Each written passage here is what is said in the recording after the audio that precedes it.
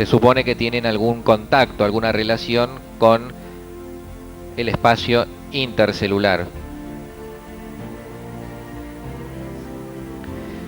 Esos hidratos de carbono se agregan a la membrana plasmática en el aparato de Golgi.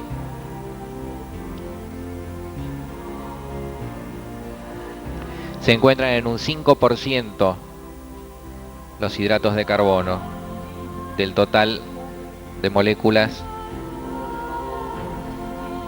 de lípidos.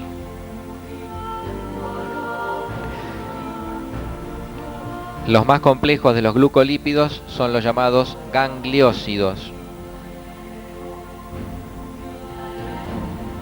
que tienen un hidrato de carbono que es el ácido siálico que vemos en este esquema. Ácido siálico.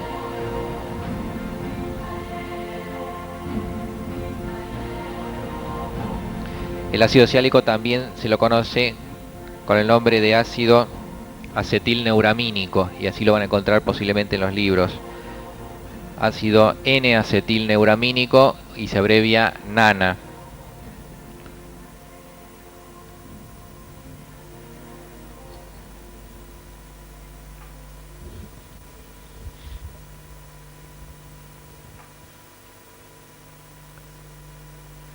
Estos gangliósidos son muy abundantes en la membrana plasmática de las células nerviosas, de las neuronas.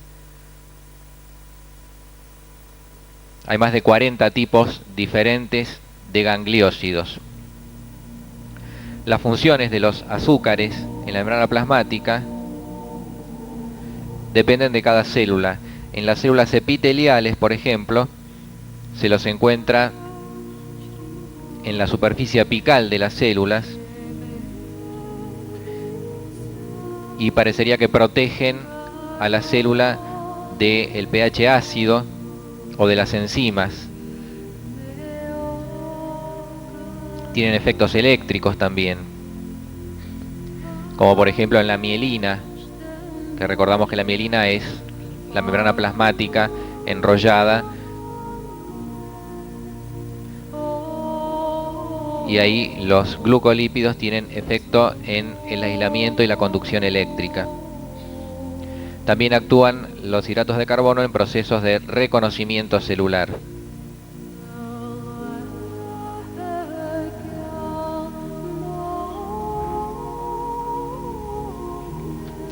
En resumen, entonces, con respecto a la doble capa lipídica,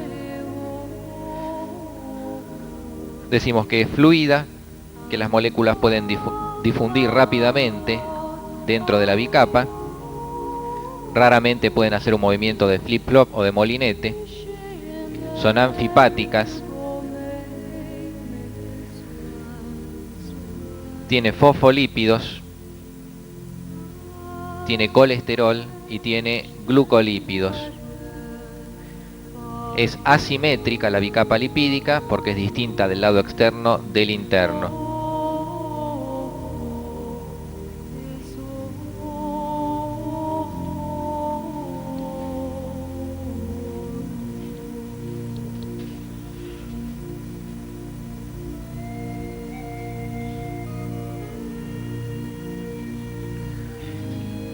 Vamos a pasar ahora a las proteínas. Proteínas de la membrana plasmática. La estructura básica de la membrana plasmática la da la bicapa lipídica.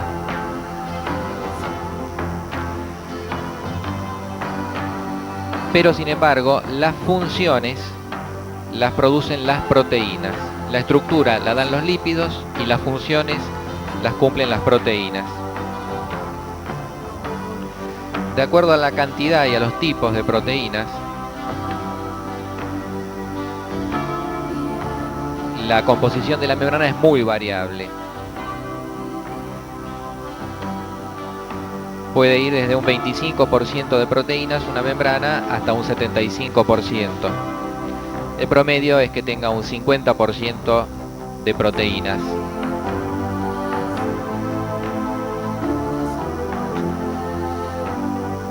Debido a que las moléculas de lípidos son chicas en comparación con las moléculas de proteínas, hay más moléculas de lípidos que moléculas de proteínas, a pesar de que están en una cantidad de 50% de lípidos y 50% de proteínas.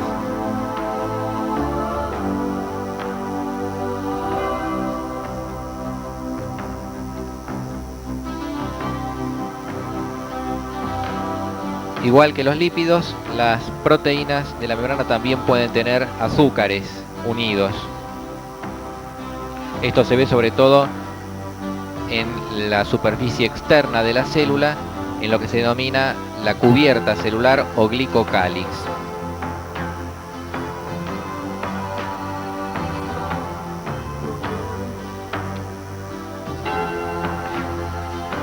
En la imagen tenemos distintos tipos de proteínas que están insertadas en la bicapa lipídica.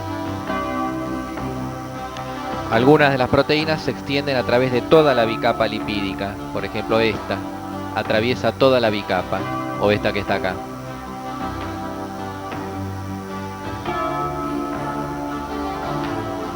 Estas proteínas se llaman integrales o transmembrana y son también anfipáticas, igual que los lípidos. Tienen una región hidrofílica y una región hidrofóbica. La región hidrofóbica es la que está aquí más clarito, que está dentro de la bicapa lipídica. Y la región hidrofílica es la que está en oscuro, en verde oscuro, por fuera.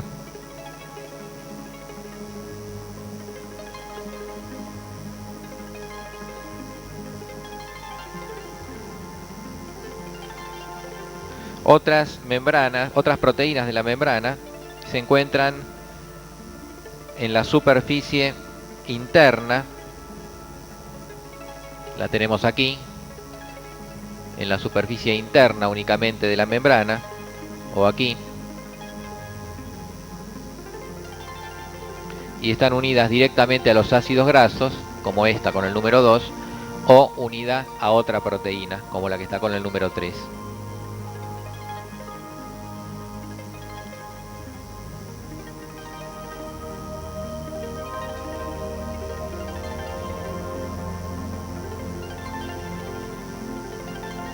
Estas proteínas se llaman proteínas periféricas.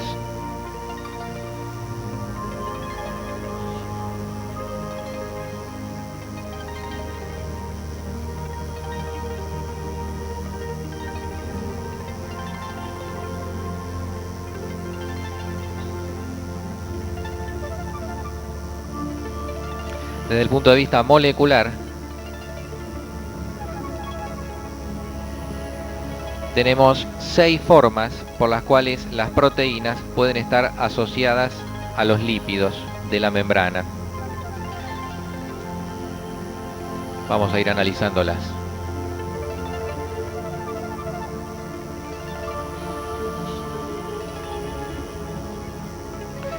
La mayoría de las proteínas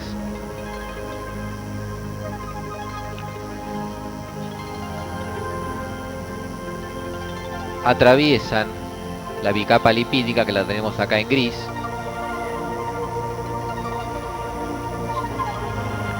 y en la zona en que la proteína está atravesando la bicapa lipídica tiene una forma de alfa hélice.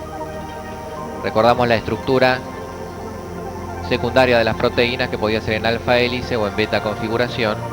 Bueno, esta parte que atraviesa la bicapa lipídica tiene forma de resorte, forma de alfa hélice.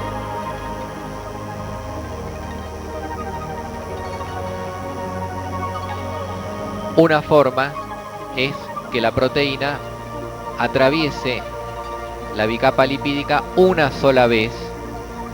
Aquí tenemos la molécula de proteína y atraviesa una vez la bicapa. Y en ese lugar donde atraviesa tiene forma de alfa hélice. Este tipo de proteínas se llaman proteínas de pasaje simple. Pasan una sola vez por la bicapa lipídica. de pasaje simple.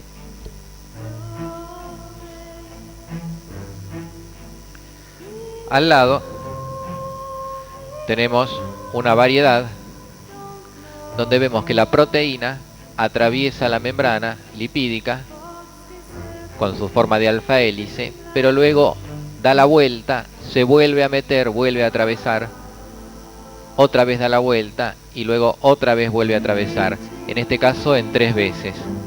Este tipo de proteína se llama proteína de pasaje múltiple.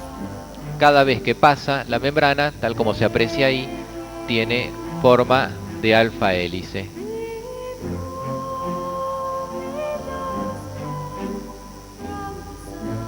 Las proteínas de pasaje múltiple, como se ve en el dibujo, la proteína pasa varias veces por la bicapa lipídica. Esta otra variedad, o estas otras dos variedades, tenemos este tipo de proteína. Esta es la bicapa lipídica en gris, esta es la superficie que da al citoplasma.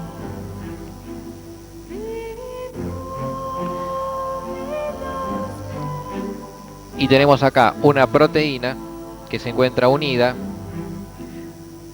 a la superficie citoplasmática de la bicapa lipídica.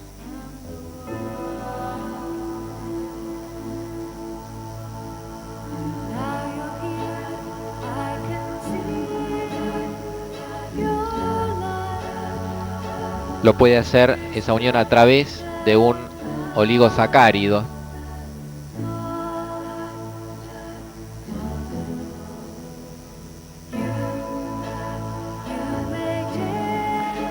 Como en este caso, a través de un oligosacárido o en forma directa a los lípidos de la membrana. En este caso entonces tenemos proteínas periféricas. Esta otra proteína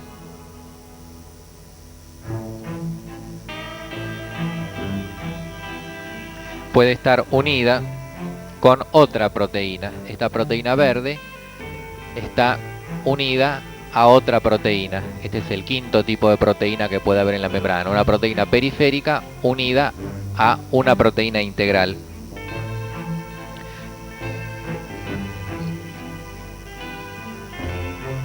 En este caso, a la superficie citoplasmática de la célula. Y en este otro caso es similar, pero está unida a la superficie externa. Tenemos ahí entonces los 6 tipos de uniones o los 6 tipos de proteínas de pasaje, integrales de pasaje simple, integrales de pasaje múltiple, periféricas unida directamente a los lípidos, periférica unida a los lípidos a través de oligosacáridos, periférica unida a proteínas en la superficie interna y periférica unida a proteínas en la superficie externa.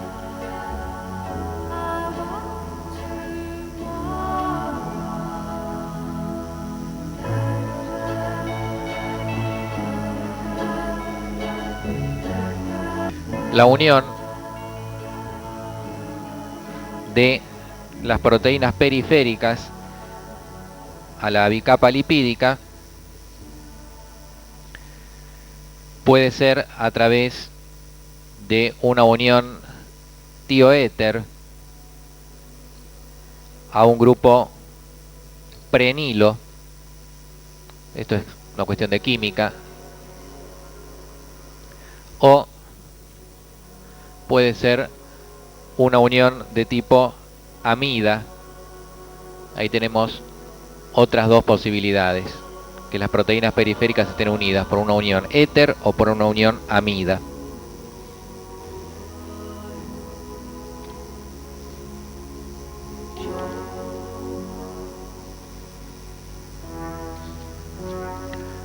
Aquí tenemos el detalle de una proteína de pasaje simple, donde podemos ver distintos elementos, como por ejemplo, esta es la región de alfa hélice que está atravesando la bicapa lipídica. Esto sería la superficie interna de la célula y esta la superficie externa. En la superficie interna de la célula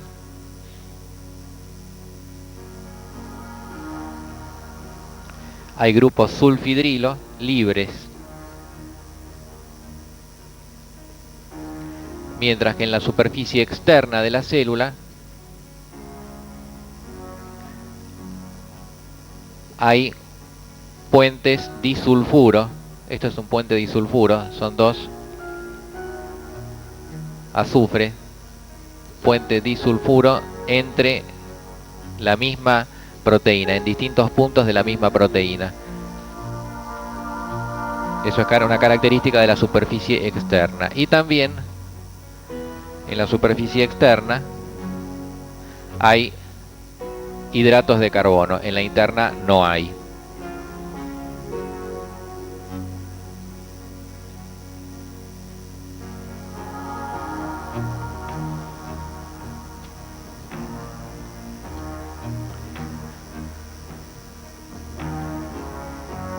Las proteínas de la membrana fueron estudiadas todavía más a fondo y se encontró que cada tipo de célula tiene distintas proteínas con distintas funciones. Donde fueron más estudiadas las proteínas de la membrana plasmática fue en la membrana plasmática del glóbulo rojo. El glóbulo rojo se presta mucho para estudios de membrana plasmática porque el glóbulo rojo tiene la capacidad que cuando se lo puede romper, se lava y entonces lo único que queda es una membrana plasmática. Porque como no tiene núcleo, tiene pocos organoides, es fácil romperlo, lavarlo y queda entonces lo que se llama el fantasma del glóbulo rojo. El fantasma libre. Ghost quiere decir fantasma. Fantasma libre. Ese fantasma se puede resellar. Fantasma, glóbulo rojo lavado y resellado. Forma lo que se llama el fantasma sellado. O sea, se cierra y queda un globito de membrana plasmática que sirve para estudiar. Y también se puede romper el glóbulo rojo y resellarlo y formar múltiples vesículas de membrana que sirven para el estudio. Ahí tienen todas las formas en que se usa el glóbulo rojo para estudiarlo. El término de fantasma de glóbulo rojo es muy común, se usa mucho y en sus tres formas: fantasma libre, fantasma sellado y las vesículas selladas. Estudiando el glóbulo rojo, entonces, de esa manera, estudiando la membrana plasmática, se vieron muchas características de las proteínas que tiene, que vamos a detallarlas, lo cual le sirve también para el capítulo de sangre. Muchas de las proteínas que se encuentran en el glóbulo rojo son proteínas periféricas que se encuentran en la superficie citoplasmática de la membrana. La más abundante de esas proteínas es la espectrina que estamos viendo en la imagen. Es una proteína entonces, la espectrina, que está en la superficie interna de la membrana plasmática del glóbulo rojo, una proteína periférica. La espectrina es una molécula de proteína larga. Ahí tenemos un extremo y ahí tenemos recorriendo la molécula de espectrina. Es flexible y es un componente del citoesqueleto, del esqueleto celular, que se encuentra por debajo de la membrana plasmática del glóbulo rojo y que sirve para mantener la forma de disco bicóncavo que tiene el glóbulo rojo. Esa forma característica de disco bicóncavo y que sirve para cumplir sus funciones es mantenida entonces por esta proteína de la membrana que es la espectrina. La espectrina es un dímero, como ustedes ven, está formado por dos partes, por dos moléculas.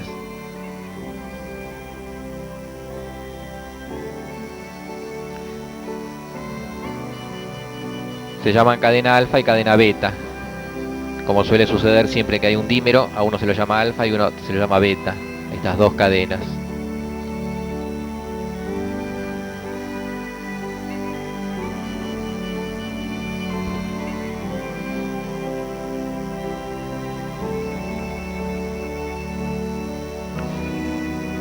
Ahí tenemos toda la molécula de espectrina.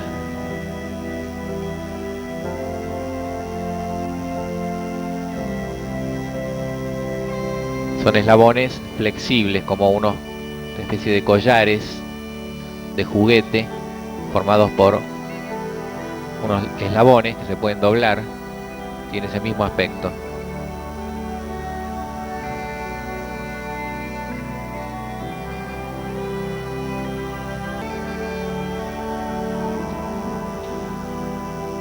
Aquí tenemos fotografías electrónicas de la espectrina.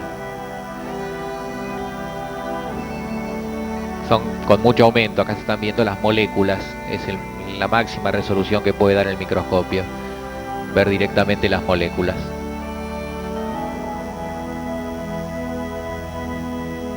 La espectrina forma parte del esqueleto del glóbulo rojo.